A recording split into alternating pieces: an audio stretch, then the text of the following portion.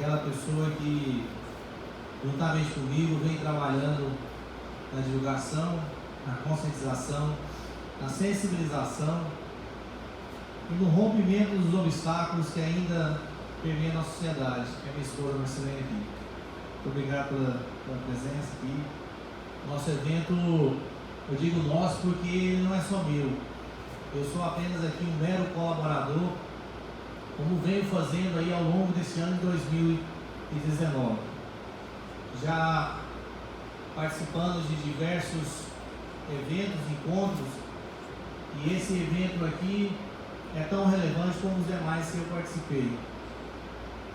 Quando nós falamos sobre esse assunto, direito e inclusão, nós passamos por alguns momentos onde nós enfrentamos aí algumas dificuldades. As dificuldades começam primeiramente no conhecimento. Nós temos dificuldades em tratar de assuntos que nós conhecemos, isso já é o primeiro ponto. E quando nós conhecemos, muitas das vezes nós temos dificuldades em avançar, porque invariavelmente estamos numa zona de conforto. A sociedade atualmente passa por essa crise de consciência em razão de uma etapa que nós chamamos hoje de pós-modernismo. Essa etapa hoje é uma das grandes dificuldades que esse assunto vai enfrentar, porque você tem que quebrar paradigmas, não só no setor público, mas também no setor privado. O setor público tem as regras próprias que muitas vezes impedem, por alguma razão, alguns avanços na velocidade que a sociedade precisa. O setor privado se esbarra muitas vezes na questão econômica. Ao final eu vou passar um vídeo, eu vou deixar para o final, porque pode ser que alguém ainda venha adentrar o nosso auditório, e eu gostaria que esse vídeo, pelo menos, todos assistissem e ouvissem atentamente o que ele vai dizer. O recado dele é bem chocante, e eu tenho dito já nos 2 últimos encontros que eu participei sobre direito e inclusão, que eu não me vejo mais sentido em estar participando de eventos por participar, para figurar em currículo, em status, porque graças a Deus, o currículo não vai agregar uma mudança de vida para mim ou uma mudança de vida na sociedade. Não é isso que eu venho buscando. A busca, obviamente, pessoal, por conta do meu filho, que é um dos grandes motivadores aqui, que tem transtorno do espectro autista, com 4 anos hoje, e o sentimento maior também de buscar algo para a sociedade, sair daquela figura do juiz encarcelado para o juiz que pode realmente promover uma contribuição. O judiciário atualmente vem sendo remodelado e a sociedade cobra uma nova postura do judiciário. Não um judiciário mais tradicional, mas um judiciário onde realmente ele está presente na sociedade. Isso que nós estamos fazendo aqui é uma demonstração disso. É óbvio que isso não é o suficiente, mas é o mínimo que nós temos que fazer para que a gente possa estar realmente apresentando um serviço social, que é uma das funções do Poder Judiciário, de excelência, que a sociedade tanto precisa e tanto merece também. Aqui está o convite do nosso evento, Direito e Inclusão da Perspectiva das Pessoas com Necessidades Especiais. As 2 palavras-chave do nosso evento, Direito e Inclusão e as pessoas com necessidades especiais. Essa terminologia, particularmente, eu adoto por 2 razões: fraternidade e humanidade. Acredito que essas palavras representam com maior fidelidade e com fidelidade o que realmente são pessoas com deficiência. Esse termo não é pejorativo, esse termo está previsto dentro da própria lei, mas ao longo dos estudos, ao longo da vivência prática e pessoal de vida, eu entendi que seria melhor o uso desse termo. A nossa programação já foi apresentada. Ao longo do evento nós vamos ter aí outras falas, né, que estão ali discriminadas. A segunda é sobre a questão dos diferentes aspectos da comunicação na educação inclusiva, com a Gabriela Rocha. Depois o tema educação inclusiva, dever do Estado, sociedade da família, com o promotor de justiça Marcelo Lima. A palestra sobre inclusão dos seus desafios, com a Silvia Tomás, da diretora pedagógica da AMA, e também a promotora de justiça da educação, a doutora Priscila, que vai também ter a sua contribuição na fala para a gente poder engrandecer. Todos são ligados, como eu disse, em relação a esse assunto. Quando foram alocados, né, por razões de vínculos com o assunto, ou seja, não há aqui nenhuma preferência ou nenhum demérito a estar aqui ou não estar aqui, né? Obviamente que eu poderia ser substituído por qualquer pessoa, porque no meu conhecimento não é tão elevado assim que pudesse me fazer estar aqui, ainda mais com a primeira palestra, que é de uma extrema responsabilidade. Mas aceito plenamente o convite, a oportunidade, como um desafio. E a vida é feita desses desafios. Quando nós falamos sobre direito de inclusão, muitas vezes as pessoas passam por alguns momentos de luto, né, de descobertas, dos diagnósticos, aqueles momentos de crise realmente dentro da família. Certa vez, este ano, lá em Ariquemes, falava sobre o papel da família na efetivação desses direitos fundamentais, que são os direitos que prevêem aqui para essas pessoas com necessidades especiais dentro aqui do Estatuto da Inclusão. E quando falava sobre isso, eu disse exatamente o seguinte, que a família é o principal vetor aqui de contribuição para essa efetivação. Porque quando nós falamos de direito de inclusão, nós sempre nos remetemos aos agentes externos. Mas o Estado não está fazendo a parte dele, a SEDUC, a CEMED, Secretaria de Escola de Educação, as demais secretarias responsáveis, né? Saúde, assistência social, enfim, as escolas particulares, os planos de saúde, sempre são os agentes externos. De fato, eles têm o seu dever e o seu papel. A Constituição, ela não diz que somente esses entes públicos, ou os agentes externos, públicos ou particulares, têm o dever de atuar na contribuição dessa efetivação.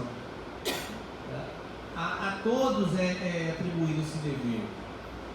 Então não dá para se discutir e olhar apenas para os agentes externos, mas principalmente para os agentes internos, ou seja, a própria família. A própria família, ela tem um papel relevante, porque ela é o ponto de partida de equilíbrio para aquela pessoa com necessidade especial. É lá em casa que o meu filho, que o filho de qualquer um dos senhores, né, ou conhecidos, pessoas próximas, passa a maior parte do tempo. E essa maior parte do tempo, ela tem que ser construída num ambiente saudável, equilibrado, como prevê a Constituição Federal. Não dá para você querer buscar a efetivação do direito de inclusão num ambiente inóspito, um ambiente onde há muita agressividade e violência de todo gênero. Isso não vai ocorrer. Tem que haver realmente esse equilíbrio. A Lei 13.146 de 2015 é o Estatuto da Inclusão. É uma das leis mais, não só contemporâneas, mas modernas e completas no assunto. Não só no Brasil, mas isso também se comparado a outros países também. O Brasil, nesse aspecto, ele sai à frente, porque o Brasil, ao sancionar essa lei, ele assumiu um pacto não só com a comunidade brasileira, mas ele assumiu um pacto internacional, porque isso aqui é fruto de uma convenção, a Convenção de Nova York. O Brasil, ao assumir esse compromisso internacional, ele quer demonstrar que o papel do Estado brasileiro é um papel que busque garantir, que busque garantir a inclusão social e a cidadania, que são duas palavras-chave dentro aqui do objetivo desta lei. Não se pode falar em direito à inclusão se você não garantir essa inclusão social e essa cidadania. Nós temos que entender que esses dois conceitos aí, eles remetem à ideia de uma efetiva inclusão, no sentido realmente de estar dentro, de estar participando de todos os pontos do Estado brasileiro. Não há, porque a restrição e a lei não faz essa distinção aqui no aspecto da capacidade, por exemplo, porque essa inclusão aqui, ela remete a que todas as pessoas, inclusive as pessoas com deficiência, possam participar em condições de igualdade, respeitada, obviamente, as particularidades de cada cidadão, né? Como eu já disse, se é uma pessoa que tem lá deficiência física, vai competir com uma pessoa que não tem deficiência física numa prova de 100 metros de corrida, isso vai ser realmente uma competição desigual e não vai estar em harmonia com o princípio da igualdade que está presente, melhor dizendo, dentro do objetivo dessa lei aqui. Então, esse objetivo de buscar a inclusão social e a cidadania, que não é simplesmente você dizer para alguém, olha, você é cidadão brasileiro porque você nasceu no Brasil, ou você é cidadão brasileiro porque você pode votar e ser votado. O conceito de cidadania é muito mais amplo.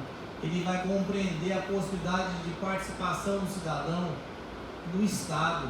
Essa participação não é necessariamente como um agente político, como um parlamentar, enfim, mas é a participação em todos os aspectos.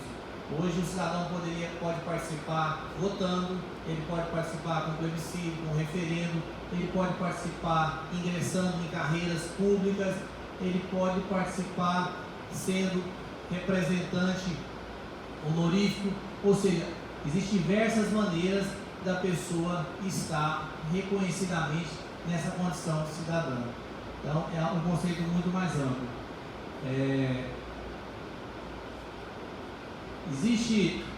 Eu fiz aqui um pequeno resumo para apresentar esse Estatuto da Inclusão. Eu quero construir aqui um momento realmente de cidadania conosco, para que nós possamos receber as informações, mas ao mesmo tempo nós ficarmos com sede. Essa sede é a sede da discussão, do debate, que é sempre muito bem-vindo, né, para que a gente possa crescer. Quero deixar claro também que não estou aqui como dono da verdade, né? Tudo aquilo que eu apresento é fruto daquilo que eu já estudei ou daquilo que eu já tomei conhecimento pela vivência pessoal e prática. Mas fica o registro, claro, né, de que há opiniões contrárias e esse assunto é um assunto inesgotável. Não há como você esgotar. Certa feita, eu participei de um curso em Brasília de 2 dias sobre o Estatuto da Inclusão. Basicamente, os 2 dias nós ficamos falando sobre curatela e tutela, sobre representação. Então, que é basicamente 5% do Estatuto. Então, é algo inesgotável. Aqui nós vamos lançar apenas uma semente, para que os senhores sejam multiplicadores desse tema, né? Possam replicar, com certeza, com muito mais sabedoria do que eu, esse assunto aqui, não só no trabalho, mas em casa, na vizinhança. Esse é o objetivo também, quebrar preconceitos, não só na família, mas na sociedade, no trabalho, as pessoas ainda não entendem que essa ideia da inclusão, ela passa por esse rompimento, né? Esse rompimento de paradigmas de conforto, de estagnação, que nós estamos bem, não, eu não tenho nenhum filho deficiente, eu não sou deficiente, então eu não tenho que me preocupar com isso. Não, mas meu filho é deficiente, mas ele fala, ele anda, ele corre, eu não tenho nada a ver com isso. A gente tem essa ideia de que o assunto sempre está com o vizinho, ele nunca está dentro da minha casa e nem próximo. Então, começa por aí. O estatuto, primeiro, ele cria políticas específicas, ou seja, ele traz diretrizes para o Estado e para o particular. Essas políticas, elas têm que ser implementadas. Elas vão ser implementadas por meio da gestão, seja ela no âmbito público, seja ela no âmbito particular. Aí há vários desdobramentos, né, no âmbito da gestão, que nós sabemos que enfrenta uma série de dificuldades. Tem situações que envolvem a Secretaria de Educação, outros envolvem a Secretaria de Ciência Social, outros envolvem a Secretaria de Saúde, enfim. Vai depender daquilo que a política pública especificamente vai tratar.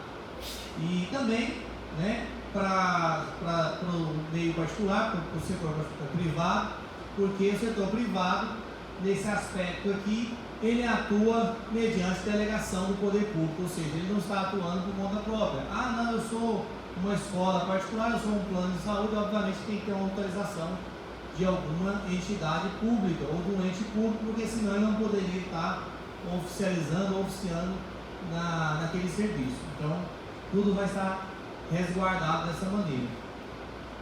E sempre para quê? Essas políticas específicas?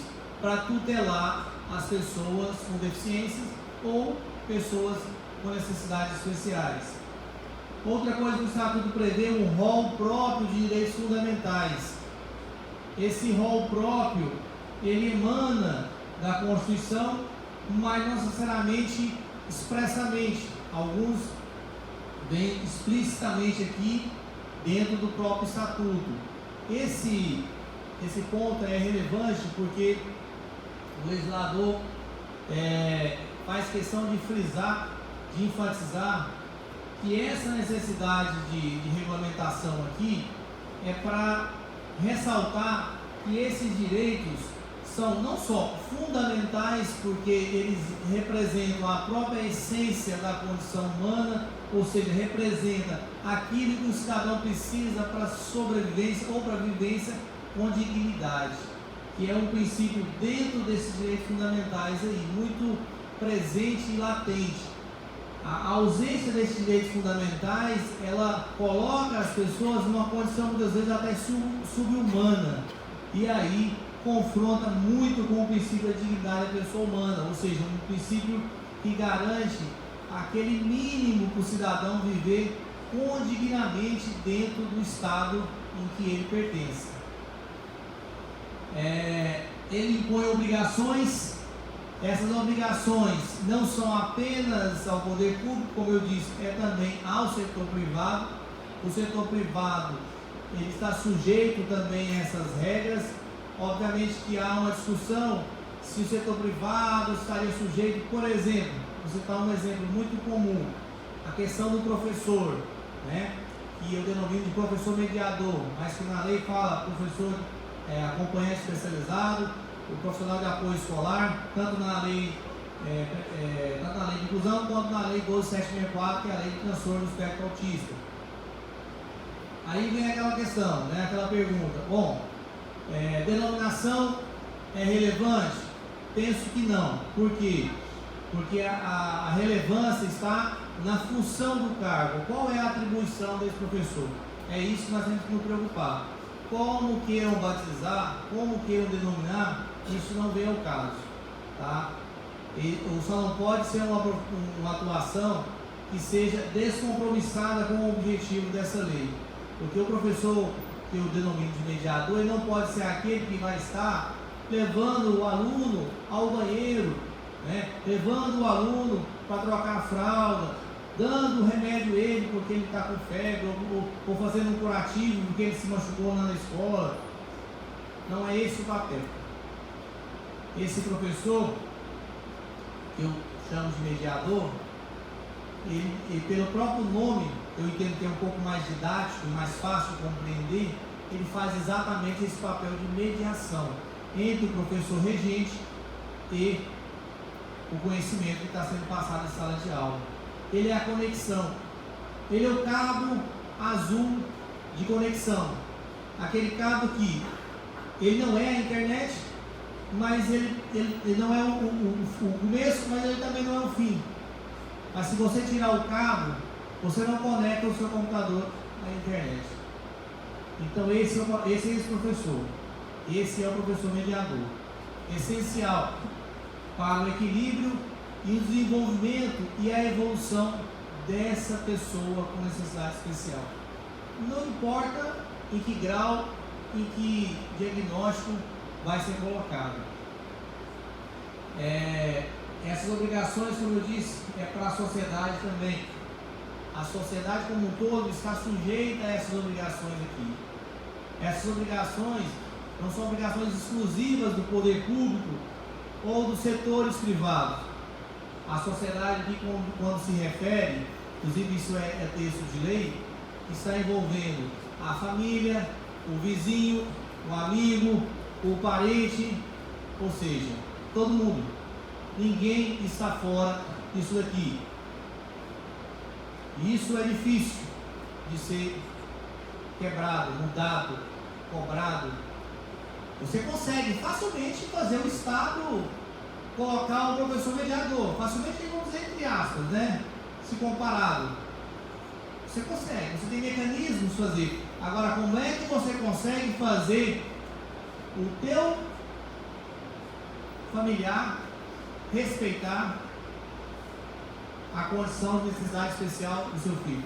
Como você consegue fazer isso? Existe algum instrumento jurídico que obriga a pessoa a amar o outro, respeitar? Nós sabemos que existe o direito ao amor, né? O amor é um direito também fundamental, mas não há como você obrigar alguém a amar o outro, a respeitar o outro. Isso é valor humano, né? Isso é algo que não é tangível, então você não consegue, muitas vezes, não há um instrumento ali para você dizer, olha, não, eu vou entrar com ação para obrigar o fulano, né, respeitar o ciclano, porque o tio dele, né, toda vez que chega em casa, não há como obrigar o amor. Obviamente que quando nós temos situações de discriminação, é diferente, né? Não estou falando de violência, não estou falando de discriminação, que são previstas aqui como garantias para essas pessoas com necessidades especiais. Esse é outro ponto, né?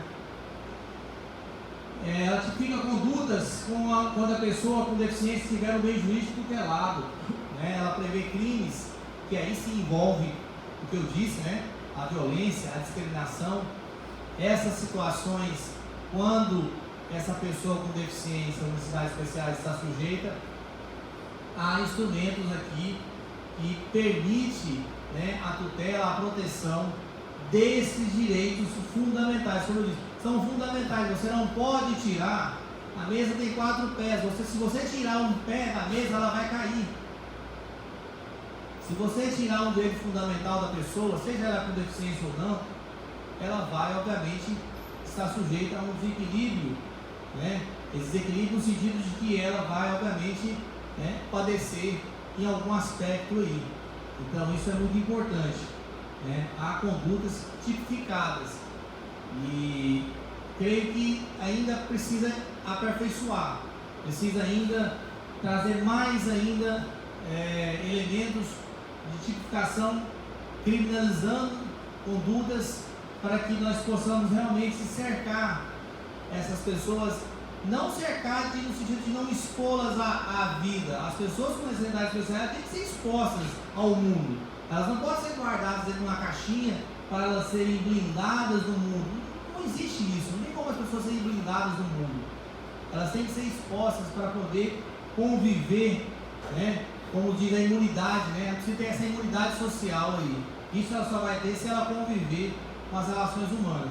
Só que as pessoas, ao tratar desse assunto, muitas vezes esquecem que a sociedade hoje, como eu disse no início, pós-modernista, elas querem fazer com que as pessoas, melhor, que a sociedade, aí um discurso bem complexo, que a sociedade tenha se adaptado a essas pessoas. Só que esse discurso pós-modernista, ele em parte ele funciona para as pessoas com necessidades especiais, porque quando o poder público ou o setor privado trata desse assunto de direito e inclusão, eles querem exatamente o contrário.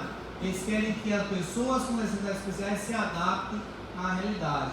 Não, o seu filho vai ter que aprender na mesma sala, o seu filho tem que andar da mesma maneira, o seu filho tem que fazer isso, aquilo, outro, e assim vai. Não existe uma observância da particularidade de cada um para exatamente cumprir o princípio da igualdade. Igualdade não é você pegar todo mundo que tem algum tipo de deficiência e jogar na mesma sala. Isso é exclusão. Isso é exclusão e isso não tem amparo legal. É diferente do AEE, inclusive os outros vão falar muito melhor do que eu. Não há uma confusão de conceito aqui. Há pessoas que são adaptadas, elas se adaptam à sala de aula, por exemplo. Outras não. Isso depende de cada caso. Por isso que, muito embora sejam direitos fundamentais, não são direitos absolutos. Não há direito absoluto. Tá? O estatuto, eu fiz uma apresentação ali também, que ele traz a divisão dele. Ele traz as disposições preliminares, do artigo 1º ao 9º, onde ele vai trazer o conceito de deficiência, ele vai trazer o objetivo, ele vai trazer as garantias, inclusive um aspecto relevantíssimo nessa parte aí, é quando ele fala que a pessoa com deficiência ou necessidades especiais, ela tem capacidade civil. Isso é algo muito importante que há uns tempos atrás não era assim considerado. A pessoa com deficiência, para fins desse estatuto, ela é capaz para casar, para planejar quantos filhos ela quer ter, para se candidatar a cargo eletivo, para fazer contratos, enfim, para praticar os atos da vida civil. Isso é a regra. Mas tem pessoas em que não tem essa capacidade e ela é deficiente. Como se explica isso? Olha, essa é a regra. O legislador quis quebrar esse paradigma, por quê? Porque havia algumas pessoas que necessariamente tinham que passar por uma restrição de capacidade e as pessoas não tinham absolutamente nenhum problema de cognição, de compreensão das coisas. Elas compreendiam às vezes tão melhor que nós. Então, isso daqui foi vamos dizer assim, uma correção legislativa de estabelecer como um ponto-chave de que as pessoas previstas aqui nesse estatuto são capazes. Inclusive, ele elenca, ele discrimina lá o que as pessoas podem estar fazendo sem nenhuma preocupação em relação à validade dos atos. Os atos são válidos. Obviamente que há situações que têm que ser observadas, e aí há um desdobramento muito grande que a gente não avança por conta da questão do nosso tempo e para que a gente possa se dedicar a estar explanando sobre realmente o panorama geral do estatuto. Como eu disse, além de ser inesgotável, ele é muito amplo, então isso demandaria quase uma pós-graduação. Se nós tivéssemos uma pós-graduação com o estatuto da inclusão, nós teríamos aqui cada um de nós aqui palestrando, ainda faltaria professor que teria que pegar na plateia aí. Cada um poderia falar sobre um ponto, com uma disciplina de pós-graduação, sem nenhum comprometimento à grade. No artigo 10, no artigo 52, ele vai tratar dos direitos fundamentais.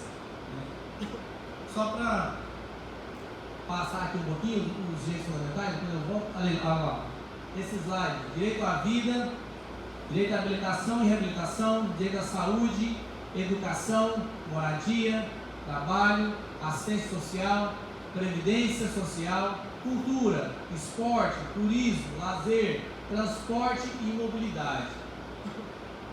Aqui é um emaranhado de direitos fundamentais, né? São vários. E certa feita eu estava em Brasília e andando com um colega, juiz federal, ele é deficiente visual, e eu até falei com ele, falei, olha, vamos andar devagar, porque senão quem vai cair aqui sou eu. E aí por tabela, obviamente eu vou te levar junto, né? Porque você está segurando em mim.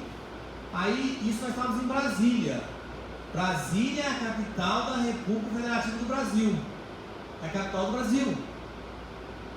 Imagina-se que Brasília, né, pudesse ser um modelo de acessibilidade, de mobilidade, né, no aspecto da mobilidade, porque a acessibilidade é um conceito muito amplo, né, envolve não só mobilidade, mas acesso à justiça, a cidadania, a inclusão e tudo mais. Então, e aí alguns lugares, por que pareça, eu achei um lugar em Brasília que não tinha uma faixa de pedestre. E aí foi uma verdadeira maratona para eu atravessar a rua com ele junto. Tivemos que parar o trânsito. Aí foram três juízes na frente pararam o trânsito. E eu e ele fomos atravessando, né, ali, seja o que Deus quiser. Isso nós estamos em Brasília, né? Eu recentemente ouvi várias situações questionando a questão da acessibilidade, não só no nosso estado, enfim. O Brasil afora passa por isso, né? Dentro de convenhamos, não é uma questão só de estado, de Rondônia, enfim, Brasília, outros estados também têm esses problemas de acessibilidade no aspecto da mobilidade, porque essas demandas, esses pontos, eles estavam, e hoje, graças a Deus, graças aos senhores, né, graças aos palestrantes que estão vindo aqui, né, também a abraçar essa causa, os senhores que estão aqui sendo multiplicadores, esses assuntos até então eram assuntos invisíveis, assuntos que não eram de interesse da sociedade discutir, ou até mesmo do poder público ou do setor privado, porque não era de interesse a eles, né, demandar a estrutura à disposição dessas pessoas aí. Esses assuntos eram invisíveis e é assunto de minoria, o que é mais difícil ainda, porque se fosse um assunto da maioria, certamente causaria um incômodo inevitável, e isso não se estaria num silêncio, ou como eu disse, numa zona de conforto. Então esse aspecto é um dos aspectos mais desafiadores do meu sentir. É você transformar uma situação como essa, que é muitas vezes colocada na invisibilidade, né, e ainda de uma minoria, de uma forma visível, e que o Estado e o setor privado e a sociedade vêm a reconhecer, respeitar e garantir que isso seja efetivado. Não é difícil. Muitas vezes isso eu ouvi de algumas entidades privadas dizendo: mas a gente não consegue implantar porque é um custo econômico muito alto. Vírgula.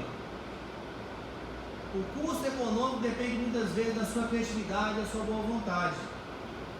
Tem muitas coisas que podem ser implantadas e efetivadas com base no Estatuto da Inclusão, com base na Lei de Transtorno do Espectro Autista, para tratamentos, enfim, de modo geral, para garantir a efetiva inclusão, com um custo mínimo ou até um custo zero. Hoje há parcerias, hoje há convênios, né? Eu não estou aqui hoje fazendo esse trabalho. Então, se há qual o custo, a não ser o tempo que o Estado me paga para eu assumir a função de magistrado? Tem que exigir um pouquinho de sacrifício também, né, pessoal? Tem que ter o sacrifício. Nada sem sacrifício avança. É difícil.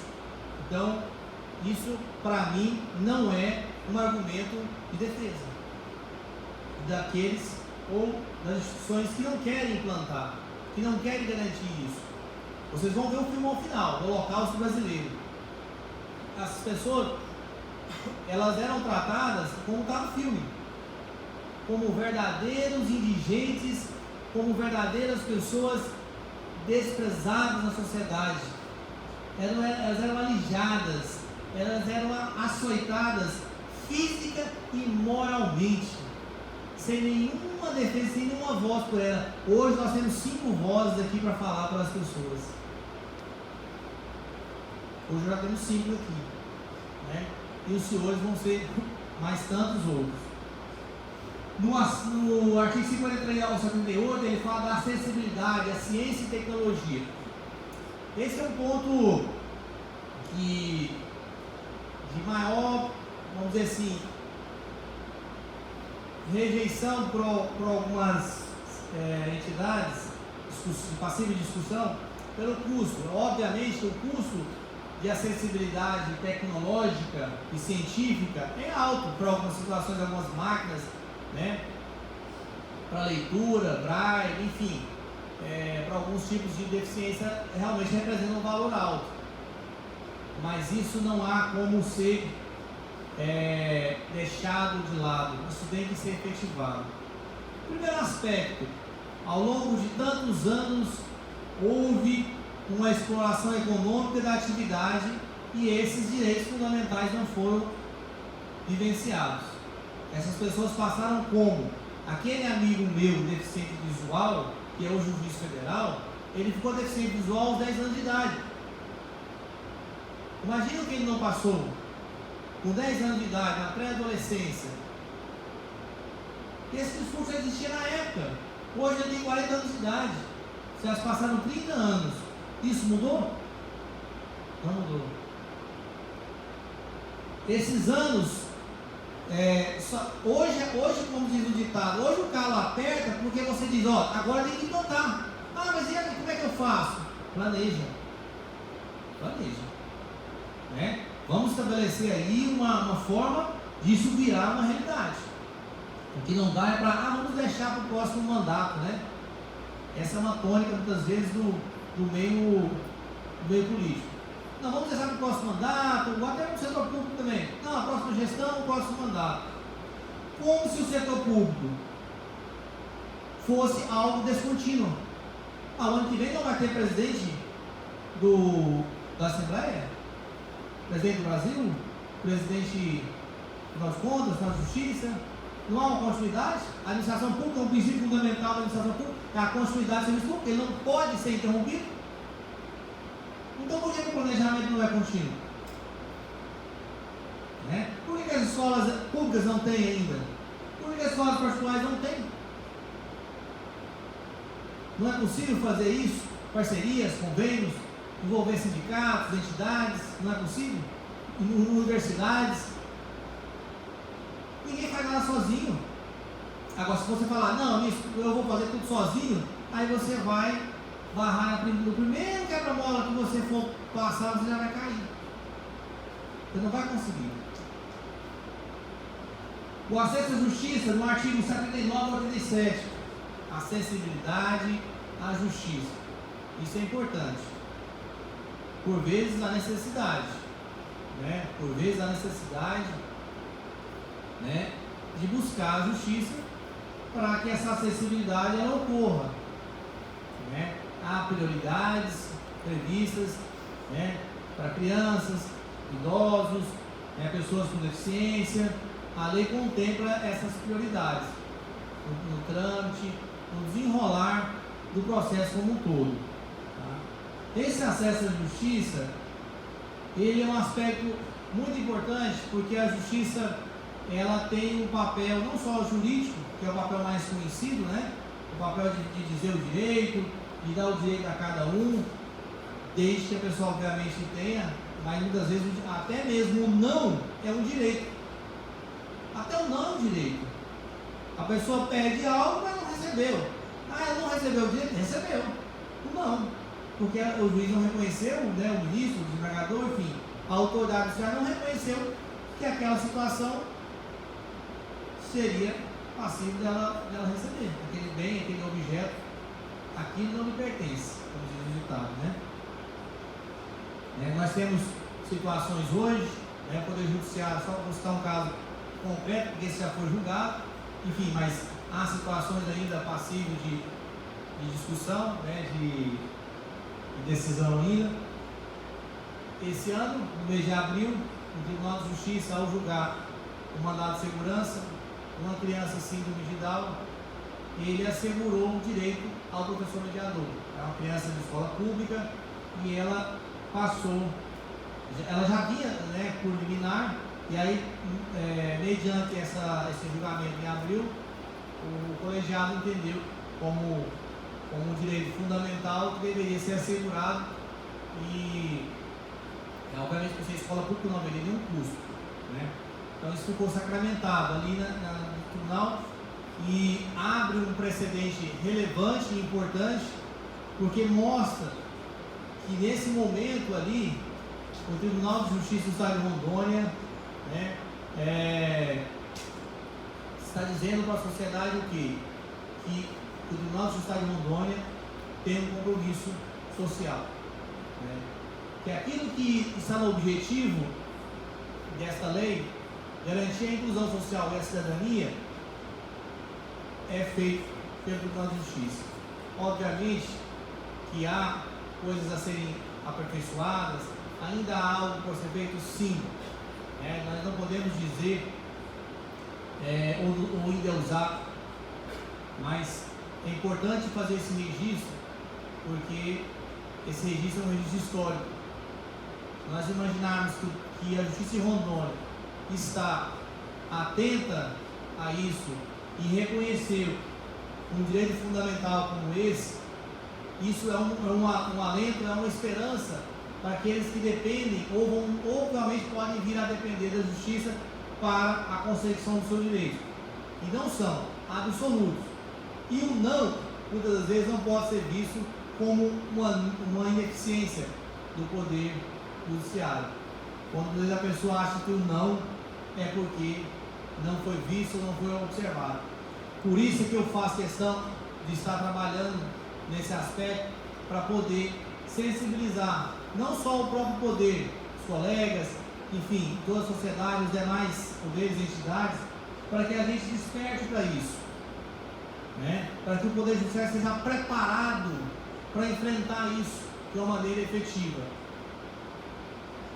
Tem no artigo 88 e 91 os crimes, que são aquelas definições, né, de condutas previstas pela norma penal, condutas criminalizadas quando há algum aspecto de violência, de discriminação com relação às pessoas com deficiência.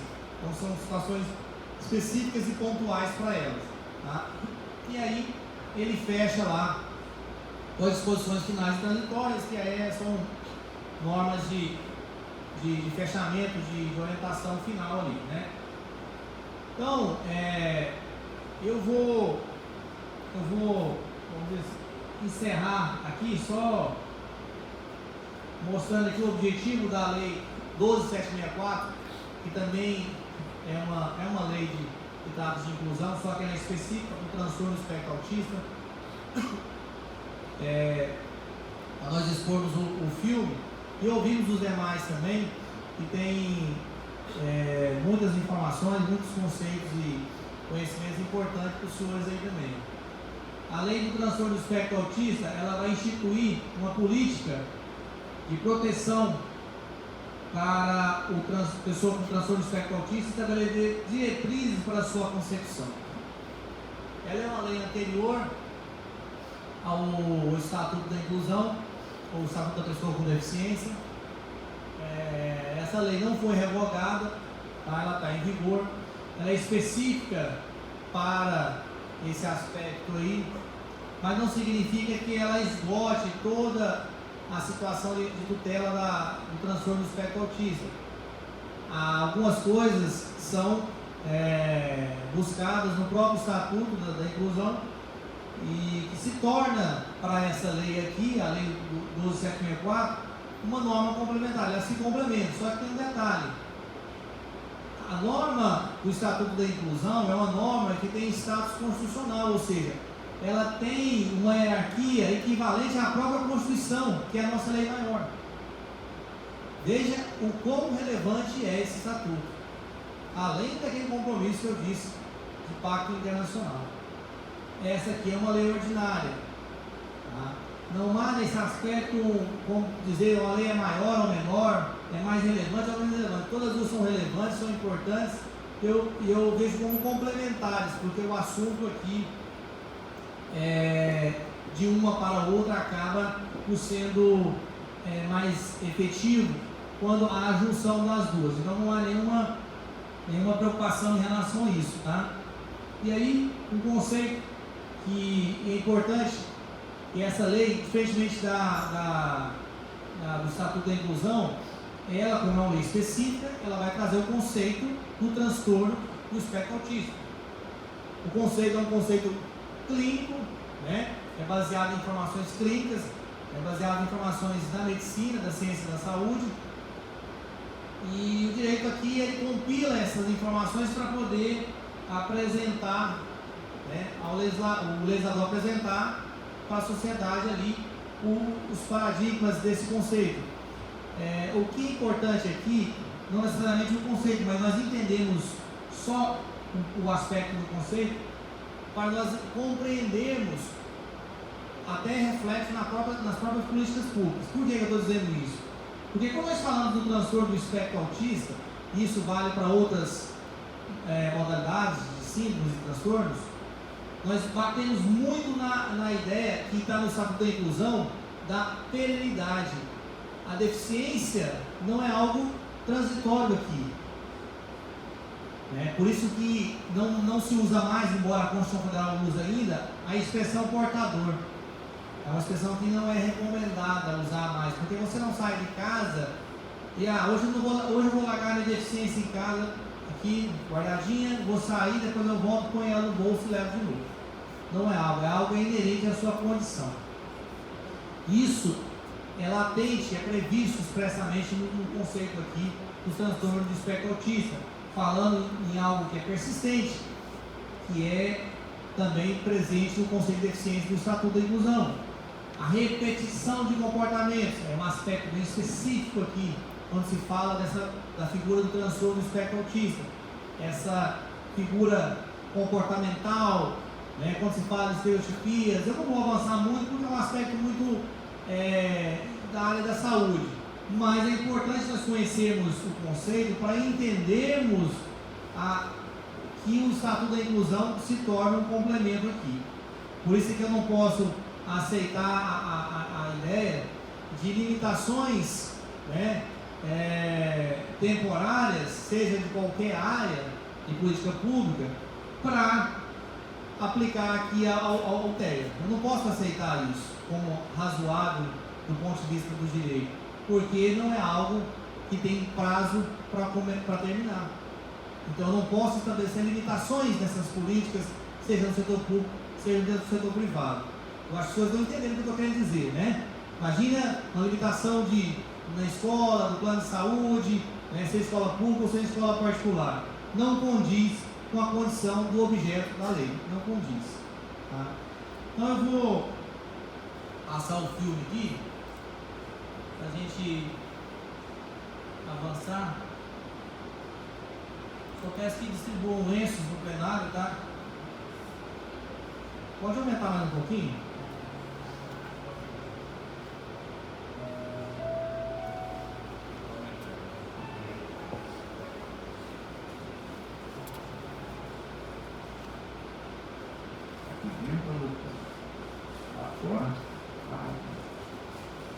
Escondidos entre os muros, donos, lugares, os chamados lobos são degradados física e moralmente.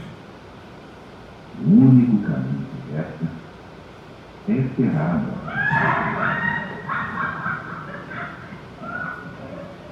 Consumar Deus em a satisfação, tira-nos todas desta prisão, e somos todas que ajudam, lavando o passo de pé no chão.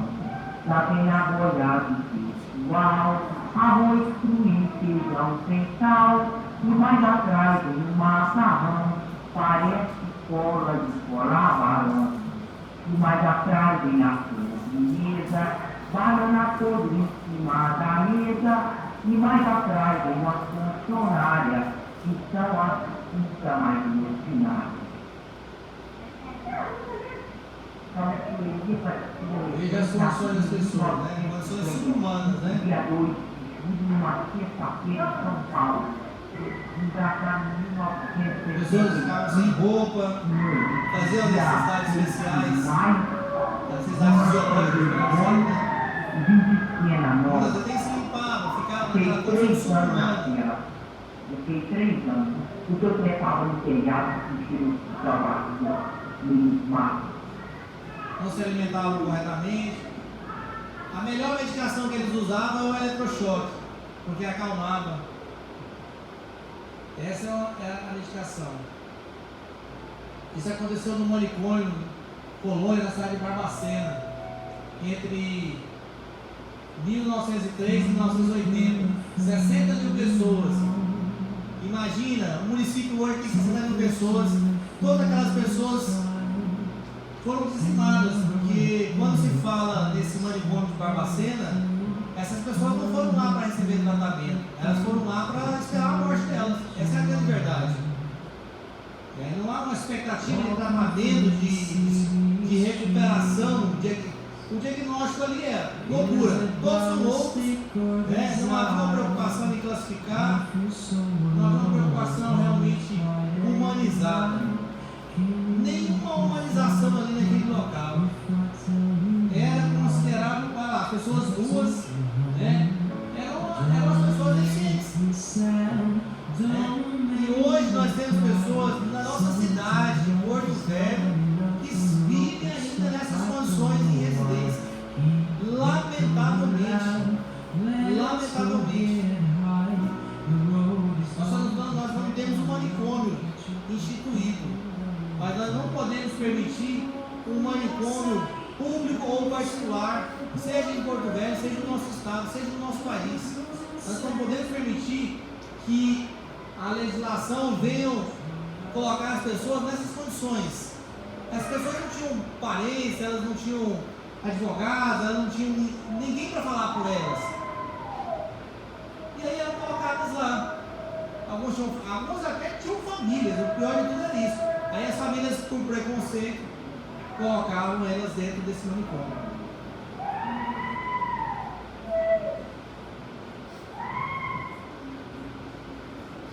Até no encontro que nós tivemos em Vilhena, conversando com a Silvia, ela disse: olha, algumas pessoas ali eu reconheço até como autista, ela tem uma grande experiência na área.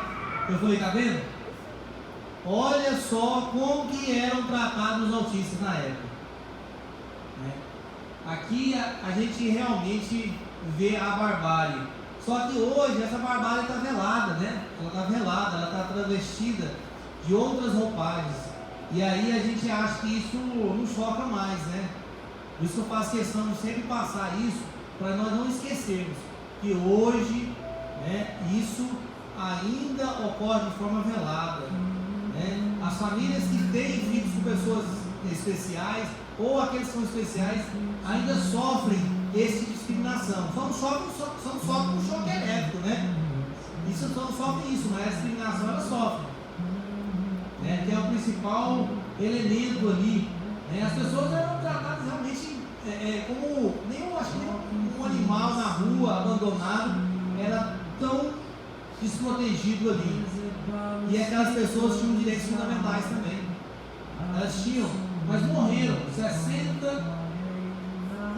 E aí os corpos eram vendidos nas faculdades próximas de Minas Gerais, foram arrecadados 600 mil reais. Então era uma indústria da morte, era uma indústria de comércio de corpos. E legalizada, legalizada, porque estava dentro do manicômio, as pessoas eram colocadas lá e não havia nenhuma autoridade à época questionando isso. Não vi, nenhuma.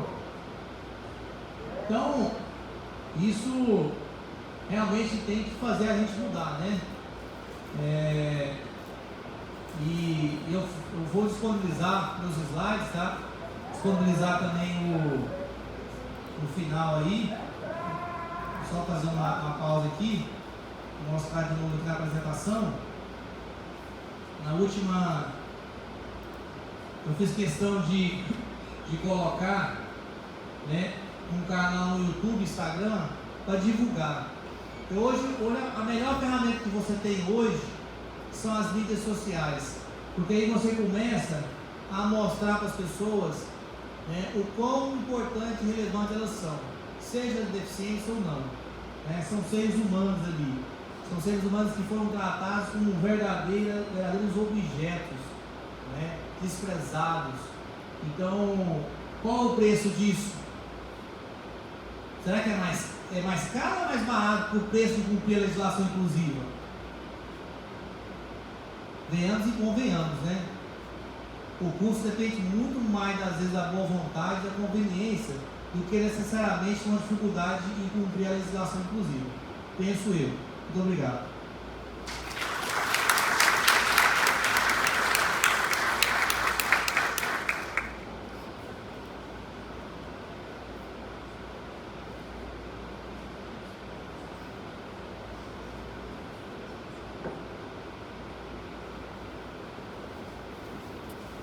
Bem, senhoras e senhores, dando continuidade ao nosso ciclo de palestra do direito e inclusão na perspectiva das pessoas com necessidades especiais. Neste momento, convidamos a doutora Gabriele